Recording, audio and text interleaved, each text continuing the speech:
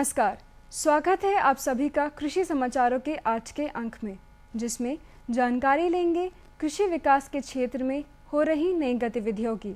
इसके अलावा फसल मौसम सतर्कता समूह के कृषि वैज्ञानिकों की सलाह व साथ ही प्रमुख कृषि उत्पादों के मंडी भाव की। Consumer unit and trust society Kutch ने जैविक खेती को प्रोत्साहित करने के लिए पिछले दिनों जयपुर में एक परिचर्चा का आयोजन किया।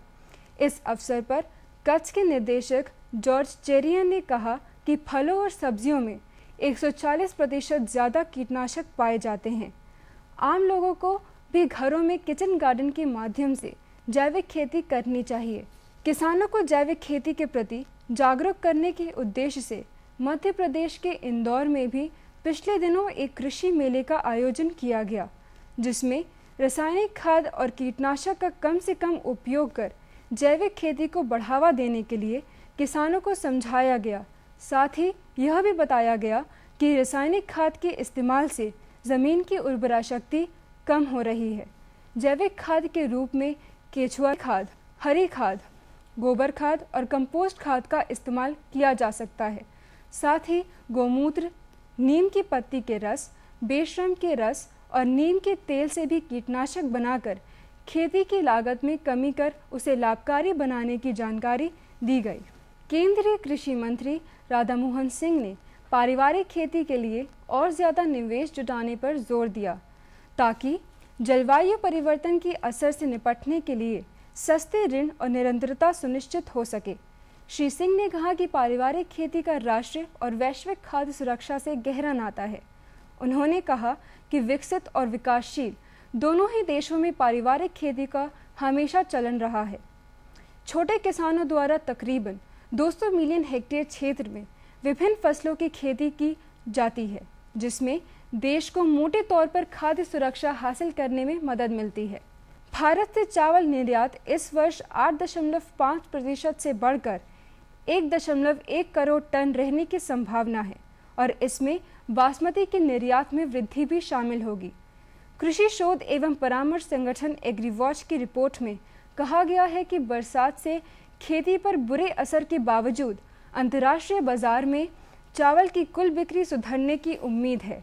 निर्यात में बासमती का योगदान इस वर्ष 5 से 6% बढ़ सकता है। उत्तर प्रदेश के बरेली मंडल के 4 जिलों में समस्त ब्लॉकों में 17 अक्टूबर से 12 नवंबर के बीच किसान मेले आयोजित होंगे। यह आयोजन बरेली की मंडलायुक्त श्री विपिन कुमार द्विवेदी की पहल पर होंगे। मंडलायुक्त ने मंडल के शाहजहांपुर, बरेली और बदायूं के जिलाधिकारियों को इसी माह में जिला स्तरीय कार्यशाला आयोजित कराकर किसानों को संशोधित राष्ट्रीय कृषि बीमा योजना की समुचित जानकारी देने तथा किसानों की प्रक्रिया प्राप्त करने के निर्देश भी दिए हैं। उत्तर प्रदेश सरकार ने नीदरलैंड की एक कंपनी को कन्नौज में आलू उत्कृष्ट केंद्र पोटैटो एक्सीलेंस सेंटर लगाने के लिए संस्तुति प्रदान की है। डच कंपनी में उत्तर प्रदेश के आलू उत्पादन बाहुल्य क्षेत्र कन्नौज में ये सेंटर खोलने में अपनी दिलचस्पी दिखाई थी। राज्य सरकार ने डेयरी और कृषि के विकास में नीदरलैंड से मदद लेने की भी अपनी रुचि दिखाई है। इसके अलावा चंद्रशेखर आज़ाद कृषि विश्वविद्यालय और वेगनिजन विश्वविद्यालय मिलकर डेयरी उद्योग और बागवानी को आगे बढ़ाने का काम करेंगे। जल्द ही उत्तर प्रदेश सरकार पंजीकृत निर्माण श्रमिकों को निर्माण स्थल पर दोपहर में सस्ती दरों पर पका हुआ भोजन उपलब्ध कराएगी। इस संबंध में प्रमुख सचिव श्रम शैलेश कृष्ण ने कहा कि सरकार द्वारा इस योजना में सब्सिडी दी जाएगी, जिस पर प्रतिवर्ष 250 से 300 करोड़ व्यय होने का अनुमान है। उन्होंने कहा कि श्रमिकों को पौष्टिक भोजन दिए जाने के साथ ही उनके स्वास्थ्य का ध्यान रखना भी बहुत आवश्यक है। उत्तर प्रदेश सरकार ने वृक्षों की अवैध कटान पर प्रभावी रोक लगाने के निर्देश दिए हैं। वृक्षों की अवैध कटान से वन विभाग को प्रतिवर्ष करोड़ों रुपए के राजस्व की हानि होती है। इस अवैध कटान में विभागीय वन अधिकारी भी लिप्त पाए गए हैं और ऐसे अधिकारियों के खिलाफ सरकार कठोर दंडात्मक कार्रवाई करेगी। वन विभाग के प्रमुख सचिव वीएन गर्ग ने कहा कि विभाग के अधिकारी अपने दायित्वों का भली भांति निर्वहन करते हुए वनों की रक्षा करने में कोताही ना बरतें। और किसान भाइयों, अब बात करते हैं फसल मौसम सतर्कता समूह के कृषि वैज्ञानिकों द्वारा दी गई कृषि संबंधी सलाह की। कृषि में समय का बहुत महत्व होता है। किसी भी फसल से अच्छे उत्पादन के लिए समय से बुवाई, उर्वरक प्रबंधन, सिंचाई व उचित देखरेख जरूरी होती है। इसके अलावा एक बात और बहुत महत्वपूर्ण है, वह है बुवाई के लिए प्रमाणित बीज का प्रयोग। यदि किन्हीं कारणोंवश प्रमाणित बीज न उपलब्ध हों तो बीज शोधन के बाद ही बुवाई करें। तैयार फसल की समय पर कटाई भी आवश्यक होती है, अन्यथा दाना बिखरने से उत्पादकता में कमी आ सकती है। इस समय धान की फसल तैयार की स्थिति में खेतों में खड़ी है। बालिया का रंग सुनहरा होने की अवस्था में कटाई करें। धान की देर से पकने वाली प्रजातियों में उत्पादन की शुद्धता बनाए रखने के लिए अवांछनीय पौधों को खेत से निकाल दें। रबी फसलों में गेहूं की बुवाई से पहले उसका जमाव प्रतिशत अवश्य देख लें। इसके लिए राजकीय अनुसंधान केंद्रों, कृषि विश्वविद्यालयों पर ही सुविधा निःशुल्क उपलब्ध है। यदि बीज का अंकुरण कम हो तो उसी के अनुसार बीज का दर बढ़ा लें। किसान भाइयों, गेहूं की बुवाई से पूर्व ट्राइकोडर्मा 2.5 किलोग्राम प्रति हेक्टेयर के हिसाब से 60 किलोग्राम गोबर की खाद में मिलाकर मृदा का उपचार कर लें, जिससे अनावृष्ट, कंडवा, करनाल बंट जैसे रोगों से प्रबंधन में सहायता मिलेगी। अभी कुछ दिनों पूर्व हुई वर्षा से खेतों में मौजूद नमी का लाभ उठाते हुए असिंचित दशा में क्षेत्रवार गेहूं की संस्तुत प्रजातियों के 9644, के 8027 मगहर, के 9351 मंदाकिनी, के 8962 इंदिरा, के 9465 कुमती की बुवाई करें। जो किसान भाई रबी में मक्का की खेती करना चाहते हैं वे इसकी संकर प्रजातियों PMH3, HQPM1, सीडटेक 2324, शक्तिमान 1 तथा संकर मक्का की किस्मों में शरदमणि शक्ति 1 की बुवाई कर लें।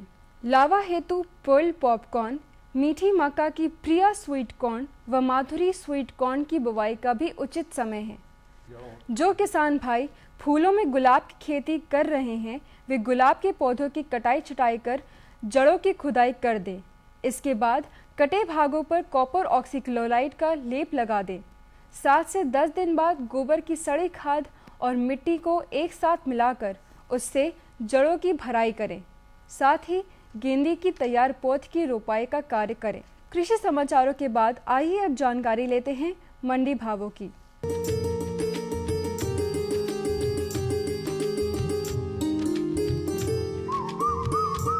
गेहूं जौनपुर मंडी में 1630 रुपये, सीतापुर में 1468 रुपये, सहारनपुर में 1500 रुपये, मुरादाबाद में 1485 रुपये प्रति क्विंटल के हिसाब से बिका। चावल का भाव नौगढ़ की मंडी में 2075 रुपये, बिंदकी में 2040 रुपये, जौनपुर में 1990 रुपये, शाहगंज में 1990 रुपये प्रति क्विंटल के हिसाब से बिका। धान सीतापुर मंडी में 1360 रुपये, सहारनपुर में 1360 रुपये, बस्ती में 1340 रुपये प्रति क्विंटल के हिसाब से बिका। सरसों का भाव सीतापुर मंडी में 3250 रुपये, सहारनपुर में 3440 रुपये, मुरादाबाद में 3275 रुपये, मेरठ में 3300 रुपये प्रति क्विंटल के हिसाब से बिका। बात अगर गुड़ की करें तो गुड़ का भाव बिंदकी में 3490 रुपये, शाहगंज में 3480 रुपये, बलिया में 3450 रुपये, जौनपुर में 3380 रुपये प्रति क्विंटल के हिसाब से बिका। सब्जियों में प्रमुख रूप से आलू का औसत भाव बलिया की मंडी में 2300 रुपये, नौगढ़ में 2175 रुपये, फतेहपुर में 2115 रुपये, जौनपुर में 2050 रुपये प्रति क्विंटल के हिसाब से बिका। टमाटर का भाव नौगढ़ की मंडी में 1900 रुपये, फतेहपुर में 1760 रुपये, सहारनपुर में 1650 रुपये, सीतापुर में 1930 रुपये प्रति क्विंटल के हिसाब से बिका। प्याज का भाव सीतापुर मंडी में 2100 रुपये, सहारनपुर में 1800 रुपये, मुरादाबाद में 1875 रुपये और मेरठ मंडी में 1860 रुपये प्रति क्विंटल के हिसाब से बिका। तो किसान भाइयों, ये थे आज के कृषि समाचार और मंडी भाव। अगले अंक में आपसे फिर हो गई मुलाकात, तब तक के लिए नमस्कार। और बताओ। बस। अरे ये क्या भैया जी, बस इतनी सी रासायनिक खाद? किसानी छोड़ रहे हो क्या? किसानी नहीं, नादानी छोड़ रहे हैं। मिट्टी की जांच कराई है।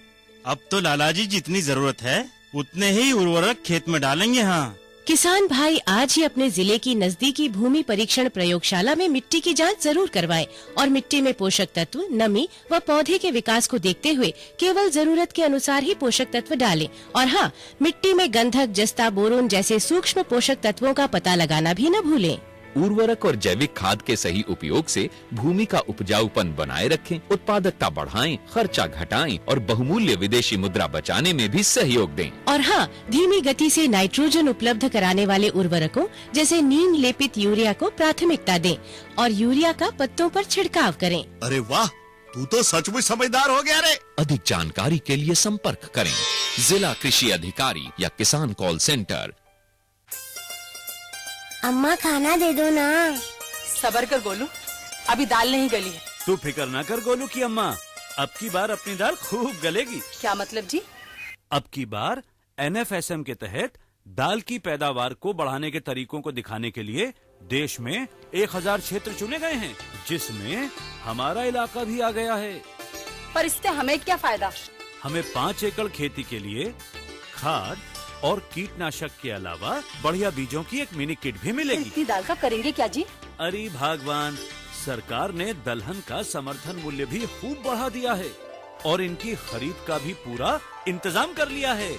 इससे आमदनी बढ़ेगी और फिर हमारा गोलू अच्छे स्कूल में जाकर के कृषि वैज्ञानिक बनेगा। हाँ शामू भैया, सरकार कह रही है पूर्वी भारत में भी दूसरी हरित क्रांति आएगी। अरे ये तो पंजाब और हरियाणा में हुआ था, यहाँ तो अनाज की पैदावार अब भी कम है। सरकार की बातों में कुछ तो दम होगा। आखिर यहाँ बारिश 3 गुना होती है। चलो वैज्ञानिक का नंबर मिलाते हैं। अरे वाह, आ गए। नमस्ते सरपंच जी। हाँ भाई, उपजाऊ जमीन की कीमत को पहचानो। जरूरत है सिर्फ सही किस्म और तकनीक अपनाने की। पूर्वी भारत में सरकार कम गहरे नलकूप और बोरवेल के निर्माण के लिए सहायता दे रही है। लेकिन सरकार से और मिलेगा क्या? भरपूर मदद, जमीन की तैयारी से लेकर फसल की कटाई तक तकनीकी सलाह। 1000 हेक्टेयर के सैकड़ों क्षेत्रों में चावल और गेहूं के खास प्रदर्शन भी चल रहे हैं। अरे वाह, फिर तो हमारे खेत भी लहला उठेंगे। क्या ये सपना सच होगा? हाँ जरूर, पूर्वी भारत अब हरित क्रांति का अग्रदूत होगा। आओ हम सब मिलकर कदम बढ़ाएं।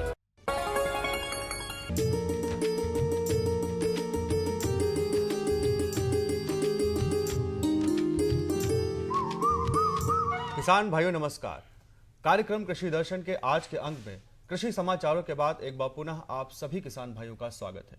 किसान भाइयों, खेती किसानी के साथ साथ हम सभी किसान भाई पशुपालन का व्यवसाय भी करते हैं। पशुपालन का व्यवसाय सुचारू रूप से हम तभी चला सकते हैं जब नियमित रूप से हम अपने पशुओं के स्वास्थ्य का ध्यान रखेंगे। जी हाँ किसान भाइयों, आज के अंक में हम इन्हीं सब बातों को ध्यान में रखते हुए हम इस विषय की जानकारी प्राप्त करेंगे कि जो खुरपका और मुंहपका बीमारी है, इनकी क्या पहचान है और कैसे हम इनका जो है निदान करें। आज के अंक में इसी विषय में जानकारी प्राप्त करें और इस विषय को विस्तार से बताने के लिए, समझाने के लिए हमारे साथ मौजूद हैं पशुपालन निदेशालय लखनऊ से उपनिदेशक डॉक्टर वीके सिंह जी। आइए उनका स्वागत करते हैं। डॉक्टर साहब का बहुत बहुत स्वागत है कार्यक्रम कृषि दर्शन में। किसान बहन और भाइयों, मैं अपने सभी किसान भाई की तरफ से जानना चाहता हूं कि जो खुरपका और मुंहपका बीमारी है, ये मुख्यतः किन पशुओं में होती है? देखिए, हमारे प्रदेश में 6 करोड़ 93 लाख पशुधन है और जिसमें कि दुधारू हमारे गाय और भैंस करीब करीब 5 करोड़ के आसपास हैं। इसमें जो मुख्यतः जिसके कि खुर कटे हुए होते हैं, उन पशुओं में ये बीमारी, जैसे कि गाय और भैंस है, बकरी में है, इनमें ये बीमारी ज़्यादा अपना प्रभाव डालती है। ज़्यादातर देखा जाता है कि खेती के साथ साथ हमारे जो कृषक भाई हैं वो पशुपालन करते हैं। एक रोज़मर्रा का जो व्यवसाय है, रोज़मर्रा की एक आमदनी होती रहती है सभी किसान भाइयों को, तो ज़रूरी ये भी होता है कि उनके हम स्वास्थ्य का ध्यान भी रखें। तो जो खुरपका बीमारी है, इसकी कैसे पहचान करें और कैसे हम बचाव करें इससे? देखिए, इस बीमारी की पहचान, जैसा कि इसका नाम है खुरपका और मुँहपका। मुँह में छाले पड़ जाते हैं जीभ में और दांत के आसपास, तो वो छाले जब 3 दिन के बाद जब पकते हैं, फट जाते हैं करीब 6 या 7 दिन के बाद, तो उसकी स्थिति में पशु चारा उठाने में असमर्थ हो जाता है। एक तो ये पहचान। दूसरा है कि मुंह से लार ज़्यादा टपकती है और 105 से लेके 106 या 60 डिग्री तक फ़ारेनहाइट में बुखार पहुंच जाता है। तो ये तो हो गया जो कि मुंह में, और ये लक्षण हो गए जिससे कि पशु चारा उठाना बंद कर देता है। इसी प्रकार खुर में होता है। खुर में आप देखेंगे जो खुर के बीच का स्थान होता है कटा हुआ, वहाँ पर धीरे धीरे सूजन आती है और अगर ध्यान न दिया जाए तो वहाँ कीड़े भी पड़ जाते हैं। कीड़े पड़ने पर दवा लगाने के पश्चात अगर समुचित उपचार नहीं होगा तो उसका खुर निकल भी जाता है, जिससे पशु चलने में असमर्थ हो जाता है। तो जैसे जो इस पहचान अगर कर ली हमारे किसान भाइयों ने, जैसे खुरपका की बीमारी है, पहचान के लिए उसमें जो है कीड़े भी लग रहे हैं या दिक्कत हो रही, दर्द बहुत हो रहा है पशु को, तो कैसे उसका उपचार कैसे करें फिर? हाँ, देखिए इस बीमारी में एक खास बात और है कि पशु का उत्पादन प्रभावित हो जाता है, जिससे कि पशु पालक को नुकसान होता है। पशु मरता तो जल्दी नहीं है, लेकिन तुरंत ही निकटवर्ती जो पशु चिकित्सा अधिकारी हैं उनसे संपर्क करें और उससे पहले जब तक डॉक्टर साहब आएँ तब तक 1% फिटकरी का जो विलयन बना के या ग्लिसरीन से मुंह को साफ करें। ग्लिसरीन या फिटकरी का जो किसी भी आम पंसारी के यहाँ मिल जाता है उससे साफ करें। इसी प्रकार से जो पैर में खुर में वो जो कॉपर सल्फेट या फिनाइल मिल जाएगा उसको दोनों खुरों के बीच में एक फाहा बना के लगा दिया जाए, ताकि वो फिनाइल लगाने से जो कीड़े अंदर हैं वो कीड़े सांस में दिक्कत आने के कारण वो कीड़े बाहर आ जाएंगे और तब उसके ऊपर से ऑइंटमेंट लगाना चाहिए। सीधे सीधे एकदम से मलहम नहीं लगाते ताकि अंदर ही कीड़े रह जाएंगे और वो नुकसान करते रहेंगे। तो इस तरह से तो पहचान हो जाती है, पशुपालक हमारा पहचान सकता है और जो उसका उपचार कराया जाए उसको उपचार के लिए पूरा उसका डोज फॉलो करना चाहिए, तभी उसको अच्छा उत्पादन मिलेगा। तो मुख्यतः ये डोज जो आपने बात की किस तरीके से देना चाहिए? देखिए इसमें डॉक्टर साहब को दिखाएंगे आप, तो डॉक्टर साहब इंजेक्शन बताएंगे, क्योंकि ये आप बीमारी जो है खुरपका मुहपका एक विषाणु जनित रोग है।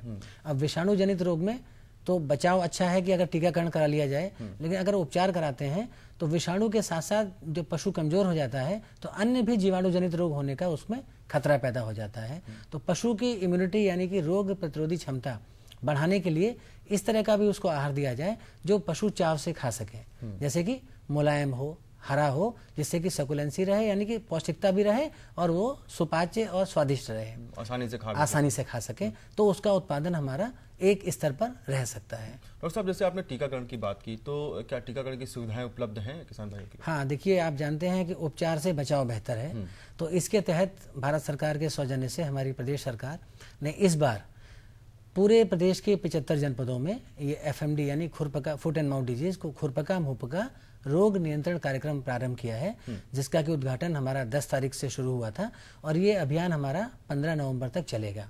इसमें लगभग 4.5 करोड़ हमारे लक्षित पशु हैं, क्योंकि इसमें हम लोग जो 4 महीने से छोटे पशु जो है बच्चे हैं और 8 महीने के ऊपर जो गर्भित पशु हैं उनको टीकाकरण नहीं कराते हैं, बाकी को कराते हैं। और ये 6 महीने के बाद जब दोबारा इसका अभियान चलेगा तो ये जो छोटे हैं ये बड़े हो जाएंगे और तब इनको टीका फिर से लगा दिया जाएगा। तो इस अभियान की खास बात यह है कि घर घर जाके निःशुल्क टीकाकरण कराया जा रहा है, क्योंकि ये बीमारी ऐसी है कि जब तक इसको समूल नाश नहीं होगा, एक भी पशु अगर हमारा लक्षित पशु छूट गया तो ये बीमारी हो सकती है। तो किसान भाइयों से भी हमारी ये अपील रहती है कि जब भी टीम जाए तो कई बार होता है कि वो लोग बाहर गए हुए हैं, साहब घर में कोई नहीं है, तो ऐसी व्यवस्था करें। विभाग भी पहले से बता दे रहा है कि इस दिन इस गाँव में टीकाकरण कराया जाएगा, तो उस दिन ऐसी व्यवस्था रखें कि टीकाकरण वो अवश्य में करा लें। और इस टीकाकरण के पश्चात जो, क्योंकि कोल्ड चेन में वैक्सीन जाती है, जो वैक्सीन को ठंडे में 2 से लेके 8 डिग्री तापमान होना चाहिए, तो बर्फ में हम लोग भिजवा रहे हैं ताकि टीका लगाने में कोई असुविधा न रहे। डॉक्टर साहब जैसे कि आपने कहा कि ये निःशुल्क टीकाकरण है, तो इसका मतलब ये है कि किसी तरह का कोई शुल्क नहीं पड़ रहा है। क्या अगर कोई ऐसी शुल्क मांगने का प्रयास करता है तो क्या हम शिकायत कर सकते हैं कहीं पर जाकर? हाँ बिल्कुल, इसमें ऐसा है कि हमारे मंत्री जी द्वारा भी सभी माननीय विधायकों और सांसदों को भी लिखा गया है कि वो भी इस टीकाकरण का समय समय पर अपने क्षेत्रों में सत्यापन भी करते रहें। और निदेशालय से भी हमारे यहाँ से टीम जाती है और वो देखती है कि टीकाकरण कार्यक्रम ठीक से हो रहा है, कोल्ड चेन प्रभावित है कि नहीं, और टीका लगने में किसी पशुपालक को कोई असुविधा तो नहीं है। फिर भी अगर कोई पशुपालक इस सबसे वंचित रह जाता है और उससे कोई शुल्क मांगा जाता है तो वो हमारा टोल फ्री नंबर है, चाहे तो वो नोट कर लें, 1800 180 51 41। 1800 180 51 41 इस नंबर पर जो है वो निःशुल्क। हाँ, ये टोल फ्री नंबर है तो निःशुल्क है। इस पे अपनी समस्या से अवगत करा दें कि हमारे गांव में टीका नहीं लगा हमारे पशुओं में, या टीका लगा उन्होंने पैसे की मांग की, तो इस लेकिन अभी तक हमारे संज्ञान में इस तरह की कोई समस्या नहीं आई है कि कोई कहीं पर मांग रहा हो, क्योंकि बिल्कुल सरकार के द्वारा ये निःशुल्क किया गया है। और कहीं भी अगर रैंडम सैंपल भी कराई जा रही है, कहीं भी कोई शुल्क लेगा तो उसके विरुद्ध हमारे निदेशक महोदय कड़ी से कड़ी कार्रवाई भी करेंगे। बिल्कुल, ये अच्छी एक शुरुआत है, अच्छा एक कार्यक्रम है। अगर इस तरीके से हम टीकाकरण निरंतर होता रहता है तो जो हमारे जो पशु हैं वो बिल्कुल स्वस्थ रहेंगे, और अगर वो स्वस्थ हैं तो हमारे किसान भाइयों का जो एक व्यवसाय है वो अच्छे तरीके से चलता रहेगा। संक्षेप में डॉक्टर साहब एक चीज़ और जानना चाहूँगा कि सामान्य स्तर पर, मतलब घरेलू स्तर की अगर बात करें तो किसान भाई क्या कर सकते हैं बचाव के लिए? देखिए, एक तो यह है कि समय पर टीकाकरण ये वाला करा लिया, खुरपका मुंहपका का। इसी तरह से और बीमारियां भी होती हैं, गला घोंटू जैसे बीमारी हुई, उसका भी टीकाकरण करा लेना चाहिए। और अभी इसी के बाद हम लोग एक भेड़ बकरी की और बीमारी है PPR, उसमें भी पोंकनी रोग जैसे लक्षण होते हैं, उसका भी हम लोग सघन टीकाकरण अभियान चलाएंगे जिससे कि पशुपालक लाभ उठाएं। और आज के समय में जो हमारा GDP है कृषि क्षेत्र का, वो 4% है भारत सरकार में, और पूरे कृषि के क्षेत्र में भी जितना है 4%, उसमें से 26% हमारे पशुपालन का योगदान। डॉक्टर साहब, जैसे कि आपने बताया कि सबसे महत्वपूर्ण बात है कि हमारे जितने कृषक भाई हैं वो पशुओं के स्वास्थ्य का ध्यान रखें और टीकाकरण जो है समय पर कराते रहें, ताकि जो पशु स्वस्थ रहेंगे तो जो उनके रोज की आमदनी है वो लगातार बनती रहेगी और कृषक भी हमारे जो है वो आर्थिक रूप से मजबूत होंगे। तो इन सभी जानकारियों के लिए आपका बहुत बहुत धन्यवाद।